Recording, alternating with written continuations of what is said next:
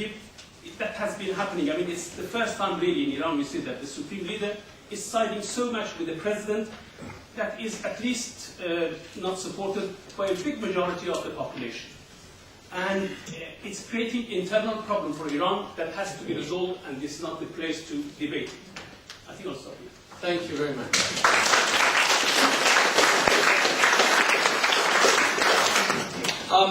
Our next speaker is someone that all of you will know because of his expertise on the Middle East. And Adel Darwish is one of the most popular commentators you see on all channels. And he's a journalist, he's an author, he's a historian, broadcaster, political commentator, and a specialist in this region.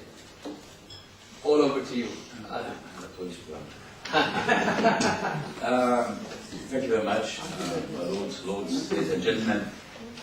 Jeremy unfortunately actually left before I reply.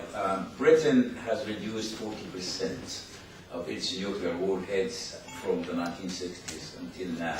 I think it's the only, or the leading superpower that did so. That's why I sort of take issue with him over that right.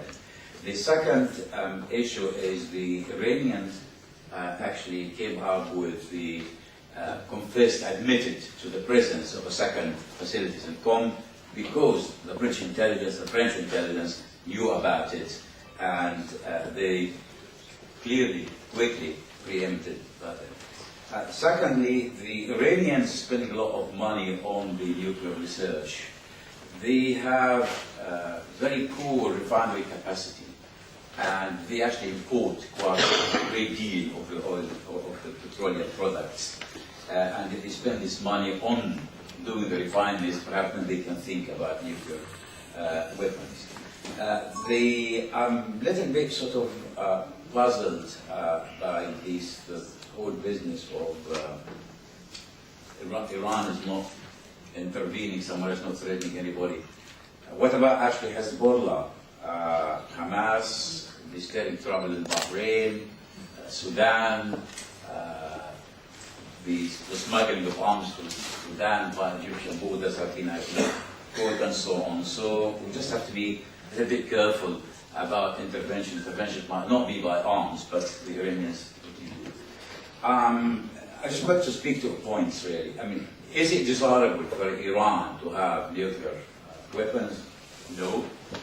Iran is not actually acquiring nuclear weapons for defense, and they're not going to use it against Israel. Israel will have actually means to destroy Iran several times over. They wanted nuclear weapon as weapon of political blackmail to expand Germany on the Gulf region. But remain touched on the whole question of if you take military action or heavy sanctions that the forces would rally around the regime. I think that was before June the 12th. June the 12th election showed something else. Showed that the regime actually would hold into power. It doesn't matter what charade it is, even by election fraud, by beating up opponents, by resorting to violent means. Now, the main aim of sanctions, I think sanctions will eventually happen because my feeling is, and my observation is, and speak to all experts, the Iranians are actually talking in order to gain time when they reach the point of non-return. And it's actually worrying because the Ahmad thinks about Israel should not exist on the map, that the 12th Imam will come with an Armageddon. So it is not a question of actually, I mean, the weapon of mass destruction was Saddam Hussein himself. It's not sort of the actual weapon itself, it's the regime and the regime's intention. So the sanctions would actually come, but the main of the sanctions have to be to help actually persuade the Iranians to accept what's on the table, which is getting enriched uranium from the Russians, or taking some of the uranium out and being enriched outside and comes back. And we must resist the temptation to widen the aims of the sanctions to So the gravity and efficiency of any sanction should be measured by what actually it forced the ruling regime there, rather than hurting the Iranian people themselves, or being used by the regime to consolidate power. The case of sanctions against Saddam Hussein was actually a case in point, where the regimes used the sanctions to strengthen its hand, and oil for food program was actually used by the regime to give food and money to its members of the Ba'ath Party. And it has to be made very, very clear that nobody is seeking regime change in Iran. That's a point that has to be articulated loudly, especially by the United States, by the Europeans, by superpowers, but forcing the regime to change its behavior. Although if a byproduct of sanctions brought the regime change, well, all for the better, but it has to be articulated that it's not a regime change also, because that would actually make the Revolutionary Guard and the more extreme elements within the regime strengthen their hand. Because that would at least create a larger trend of people, this big opposition going on in Iraq, to get a trend there that would say, yes, cooperate with the West. The Revolutionary Guard and hard drivers, for example, would want to test a nuclear device, because they would want to tell their people, that's why you sacrificed, that's why you had the economic hardship, that's why you students been beaten up, that's why you will be beaten up in the streets to dress in a certain code, and so on. So they won't say the sacrifice is actually big, that we have now become a nuclear power.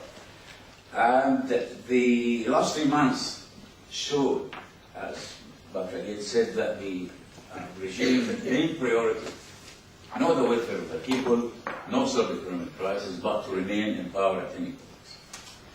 So again, going back to sanctions, the sanctions has to be designed to actually hurt the leadership itself and be intelligent sanction, rather than affecting the whole population. While crippling the Iranian economy itself is not sought, but you have to be careful that sanction does not hurt it. It's actually remained too risky also for the Iranian opposition in public, whether it's inside Iran or outside Iran, to come out and publicly support sanctions. But believe you me, I spoke to a number of Iranian opposition people in Iran, outside Iran, and they are for sanction, as long as the sanction actually can moderate the regime. And again, what really would affect the regime? For 20 years, the Supreme Leader, Ayatollah Ali Khamenei, has constantly said that the greatest threat to the Islamic Republic is Western cultural invasion, which could lead women and youth to to spark a build of the revolution. That's something, again, we should actually bear in mind rather than using force.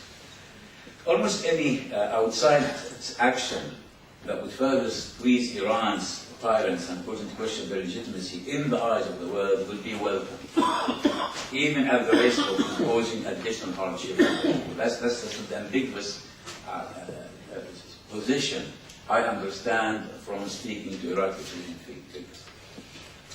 The human rights aspect within the sanction and the legality, when seen as a response to human rights violation, that should be argued. That's quite important. That something was actually missing from the Security Council resolutions against Iraq, and again brought sort of the whole legality of the military action into question. And sanctions then can be of dual use when those most responsible for continuation of nuclear and missile programs and violation of actually Security Council resolution, which was Security Council order at the moment to stop enriching uranium. And that's why the United States and the other must always highlight aspect of human rights. What about the military action? Well, this is much harder call. I mean, Iran experts actually are split. The majority still maintain that Iranians would quickly unite, as Baqer said, to confront any foreign attacker, while the opposition representative I read in Europe actually say it was unlikely. And again, there's one section, one faction only saying that. There may be worried that if the regime is not crippled in a military attack, it could really become very ruthless.